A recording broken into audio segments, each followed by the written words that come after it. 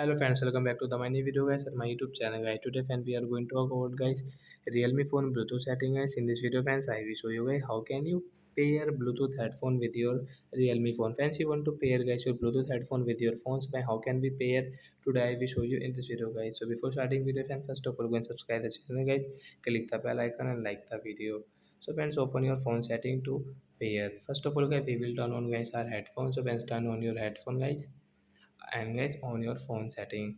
After on phone setting guys scroll it friends, you can see guys your Realme phone Bluetooth setting, and you will have to enable guys your phone Bluetooth. So we will enable from here with refresh setting. After refresh guys you can see guys your headphone name. So guys my headphone name is guys Breton BT company headphone. I have this Bluetooth headphone. I will tap here to pair guys. You can see pair request, Bluetooth pairing request, pair with Breton BT, allow access to contacts and call long. Says we want to pair, tap here and right side. So friends your headphone will pair guys and you can use guys. And friends you want to check guys your headphone battery percent guys, you can check. I have 70%.